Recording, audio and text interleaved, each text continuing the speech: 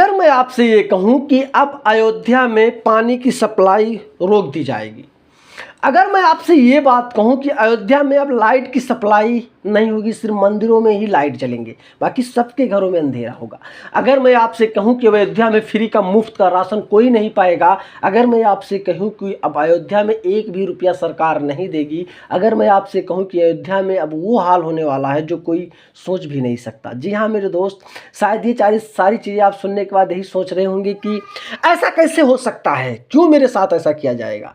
ऐसा होना चाहिए अयोध्या वासियों के साथ, सच बता रहा हूं, ऐसा होना चाहिए अयोध्या वासियों के साथ। भाई शर्म नहीं आती क्या आप लोगों को, शर्म नहीं आती। मस्जिद बना होता, वहीं अजाने होती दोनों टाइम, कितना अच्छा लगता उस वक्त, लेकिन मंदिर बना है, घंटियों के शोर, वहाँ राम नाम का जप थोड़ी बर्दाश्त होगा अयोध्या वालों को। भाई थूके जा रहे हो चारों तरफ, पूरी इंडिया की बात कर रहा हूँ, इंडिया नहीं अदर कंट्री वाले भी यही सोच रहे होंगे, साले पागल हैं यार एकदम, कैसे लोग हैं अयोध्या के लोग।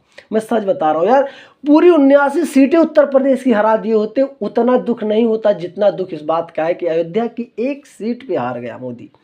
भाई क्या गुनाह किया उसने, मंदिर बनवा के गुनाह किया, यही कह रहे हो। कुछ लोग रोना रो रहे हैं कि घर गिरा दिए इसीलिए, तो डेवलपमेंट कैसे होगा, अपने घर से रोड लाएगा, डेवलपमेंट कैसे होगा यार, घर तो गिराना पड़ेगा ना दोस्त।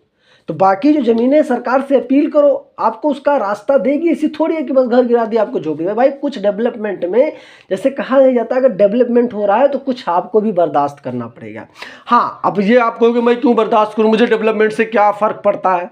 जी हाँ सही दोस्त, आपको क्या फ़र्क पड़ता है, लेकिन अगर मस्जिद बनता ना और वहाँ मुसलमानों के घरों को अगर गिरा दिया जाता तो उनको फ़र्क नहीं पड़ता, चूँकि मस्जिद बनता हो। 57 इस्लामिक कंट्री है दोस्त, 58वां का नंबर इंडिया है। मैं सच बता रहा हूँ, आपको मजाक लग रहा होगा ना। मात्र 2 बार सिर्फ कांग्रेस की सरकार बनाओ तो 2 बार मतलब 10 साल, उसके बाद इस्लामिक कंट्री इस तरीके से बनेगी ना ये इंडिया, तब यही जब इस्लाम कबूल करोगे, अल्लाहू अकबर करोगे, तब समझ में आ जाएगा कि मोदी में क्या बात थी और राहुल में क्या बात थी।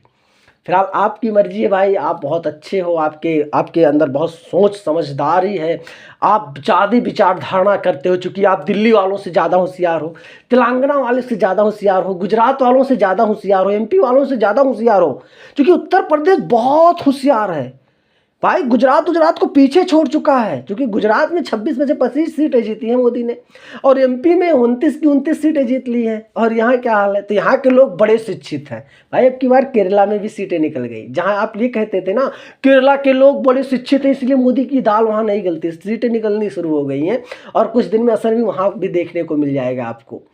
तो दोस्त वो दिन दूर नहीं जब ऐसे भीख मांगोगे, मैं सच बता रहा हूँ। लेकिन कोई बात नहीं है, दुख तो बहुत है इस बात का।